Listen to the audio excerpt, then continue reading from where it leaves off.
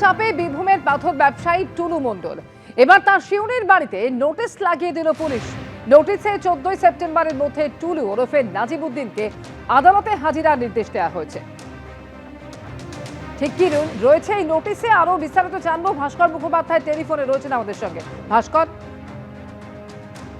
দেখো, গতকাল রাতে পুলিশের পক্ষ থেকে টুলু মণ্ডলের যে গ্রামের বাড়ি সোৎসাল, মোহাম্মদ বাজারের সোৎসাল, সেখানে মাইকিং করা হয়। সেখানে মাইকিং করে বলা হয় যে 14 সেপ্টেম্বরের মধ্যে তাকে সিউড়ি এসিজিএম আদালতে সেখানে আত্মসমর্পণ করতে হবে, কারণ তার বিরুদ্ধে যে অভিযোগ রয়েছে সেই অভিযোগের ভিত্তিতে তাকে আত্মসমর্পণ করতে বলা হচ্ছে। এবার তারপরেই গতকাল রাতে তার যে সিউড়ি বাড়ি রয়েছে সেই বাড়িতে নোটিশ লাগিয়ে দেওয়া হয় এবং সেখানেও একই কথা বলা হয়েছে যে 14 সেপ্টেম্বরের মধ্যে তাকে হাজিরা দিতে হবে এসিজিএম কোর্টে। কারণ আমরা দেখেছিলাম যে কোর্টে যখন এই মামলা চলছিল টুলু মণ্ডলের, তখন কিন্তু সরকারি আইনজীবী সরাসরি জানিয়েছিলেন যে আদালত থেকে তারা পেয়েছেন যে হুলিয়া জারি করা হবে টুলু মণ্ডলের নামে, এবং এই হুলিয়া জারির পরেই তার যে অ্যাসেট রয়েছে, অর্থাৎ 14 সেপ্টেম্বরের মধ্যে তিনি যদি এসিজিএম আদালতে হাজিরা না দেন, পরবর্তী স্টেপ হচ্ছে তার যে সম্পত্তি রয়েছে সেগুলিকে অ্যাটাচ করে নেওয়া হবে এবং এই প্রসেস চলবে কন্টিনিউ। কারণ যেহেতু তিনি পলাতক, তিনি কোনোভাবেই আদালতের কথা শুনছেন না এবং তিনি আদালতে আসছেন না, তাই তাকে নির্দিষ্ট দিন দেওয়া হয়েছে, এর মধ্যেই তাকে আদালতে হাজির হতে হবে। এবং তিনি বলেছেন শুধু এটা নয়, রেড কর্নার নোটিশ জারি হয়েছে তার নামে ইন্টারপোলের মাধ্যমে, যাতে যেহেতু সন্দেহ করা হচ্ছে যে তিনি দেশে নেই, বিদেশে কোনো একটি দেশে রয়েছেন, হয় তুর্কি না হয় সৌদি আরব, কোথাও তিনি রয়েছেন, সেই ভিত্তিতেই তার রেড কর্নার নোটিশ জারি হয়েছে ইন্টারপোলের মাধ্যমে। তাকে দ্রুত যদি তিনি না আসে 14 তারিখের মধ্যে কোর্টে না আসেন, তাহলে তাকে পরবর্তী ক্ষেত্রে গ্রেপ্তার করা হতে পারে বা তাকে দেশে ফিরিয়ে নিয়ে আসা হতে পারে, সে কথা জানিয়েছিলেন সরকারি আইনজীবী। ধন্যবাদ ভাস্কর। 2 কোটির জমি বিক্রি করা হয়েছে মাত্র 21 লক্ষ টাকায়। মালদার রতুয়ার বিধায়কের বিরুদ্ধে আর্থিক তছরূপের অভিযোগ উঠেছে।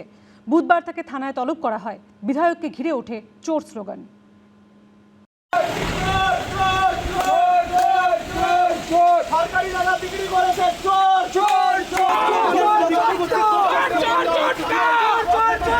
বিজেপির বিক্ষোভের মুখে পড়লেন ঋতব্রত তৃণমূলের বিধায়ক সমর মুখোপাধ্যায়। দুর্নীতির মামলায় থানায় হাজিরা দিতে গিয়ে শুনলেন চোর কটাক্ষ। চাঁচলের সামসি কোঅপারেটিভ সোসাইটির স্পেশাল অফিসার ছিলেন রতুয়ার বিধায়ক সমর মুখোপাধ্যায়। অভিযোগ, দায়িত্বে থাকাকালীন বেআইনিভাবে কোঅপারেটিভ সোসাইটির জমি বিক্রি করে দেন তিনি। প্রায় 13 শতক জমি বিক্রি করা হয় 21 লক্ষ টাকায়। কোঅপারেটিভ কর্তৃপক্ষের দাবি, ওই জমির বাজার মূল্য 2 থেকে 3 কোটি টাকা। এই ঘটনায় 2025 সালে সমর মুখোপাধ্যায়ের বিরুদ্ধে থানায় অভিযোগ জানায় কোঅপারেটিভ সোসাইটি। সেই মামলাতেই বুধবার থানায় ডেকে পাঠানো হয় বিধায়ককে। সেখানেই তাকে ঘিরে চোর স্লোগান দিতে শুরু করেন বিজেপির নেতাকর্মীরা।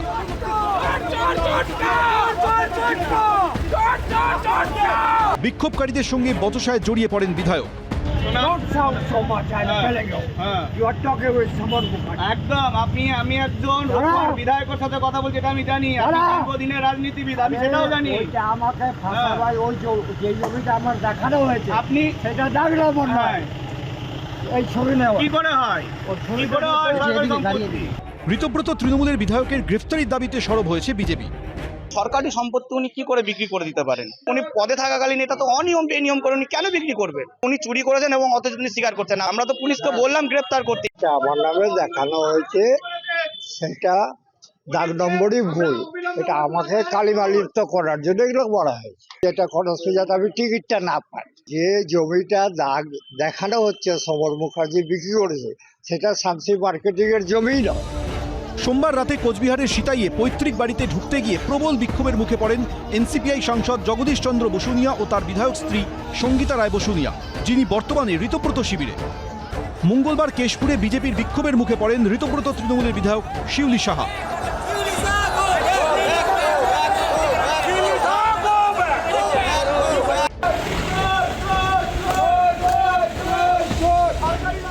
বুধবার বিজেপির ক্ষোভের মুখে পড়লেন ঋতব্রত শিবিরের আরেক বিধায়ক সমর মুখোপাধ্যায়। এদিন প্রায় 2 ঘন্টা জিজ্ঞাসাবাদ করা হয় তাকে।